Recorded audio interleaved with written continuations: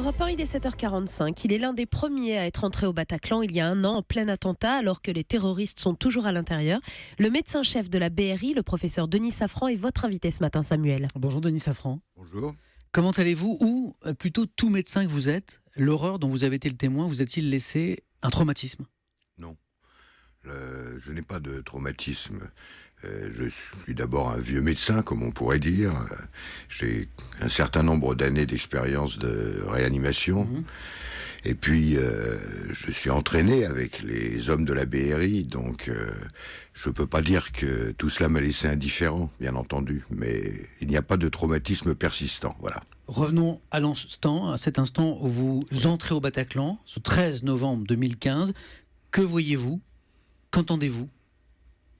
Alors lorsque nous entrons avec la première colonne de la BRI, qu'on appelle la colonne d'urgence, nous arrivons dans le hall.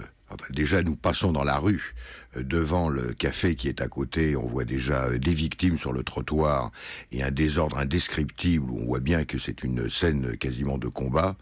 Et lorsque nous entrons dans le hall déjà du Bataclan, nous voyons des victimes par terre, manifestement décédées. Et puis, lorsque la colonne avance, les portes s'ouvrent sur ce qu'on appelle la fosse, sur la salle. Ouais. Et là, nous voyons des centaines de gens qui sont dans cette fosse, couchés les uns sur les autres, et déjà de nombreuses victimes sur les côtés. Et quelle est votre mission à ce moment précis? En tant que médecin-chef de la BRI, donc la brigade de recherche et d'intervention, quel est votre rôle? Alors la mission, c'est de suivre la colonne, d'être dans la colonne d'assaut, de façon à prendre en charge sans délai un fonctionnaire de police de la BRI qui serait blessé. Mais ce rôle, je ne l'ai pas tenu ce soir-là. Il se transforme. Bien entendu, la colonne a avancé et immédiatement, il y a un grand nombre de spectateurs qui sont sortis en courant de cette salle et avec des blessés encore valides, capables de marcher, mais manifestement très blessés, et ensuite des blessés graves traînés par les autres. Donc bien entendu, le médecin reprend le dessus, il s'occupe des blessés qu'on lui présente, bien entendu. Vous venez de nous le dire, votre mission première, c'est de vous occuper des membres de la BRI. Oui. Face à l'ampleur du drame, vous vous sentez comment? Dépassé? Impuissant? Pas dépassé, pas impuissant. Bon, il y a un moment, si vous voulez, un peu de stupéfaction devant l'importance et l'horreur de ce drame, et très vite, la raison reprend le dessus, les vieux réflexes, et la question qui se pose immédiatement, que vais-je faire? En quoi vais-je être utile? Parce que finalement, il y a pas de personnel de santé en dehors des médecins des forces d'intervention à l'intérieur, et très rapidement on comprend, on a tous une formation militaire, on comprend que nous sommes dans une situation quasiment militaire. Et c'est de la médecine de guerre. Alors, on peut dire de la médecine de guerre. Enfin, si vous voulez, il y avait encore un risque majeur. On ne sait pas où sont les terroristes, on ne sait pas combien il y en a, on ne sait pas si ça va exploser. Le premier réflexe, c'est de dire, je vais faire de l'extraction, je vais sortir le maximum de gens, parce que si jamais les tirs reprennent, eh bien, au moins, ce seront des gens qui seront sauvés, qui seront à l'abri. D'ailleurs, on ne peut pas faire de soins dans une zone telle que celle-ci, qu'on appelle une zone d'exclusion, qui est sous le tir, avec un risque de tir permanent. Donc si on ne fait pas de soins, qu'est-ce qu'on fait? De l'extraction, et de façon à ce que les personnels de santé qui sont en aval puissent prendre très rapidement les victimes en charge. Vous n'aviez pas forcément assez de moyens médicaux, bien sûr, pour ce que vous avez devant vos yeux.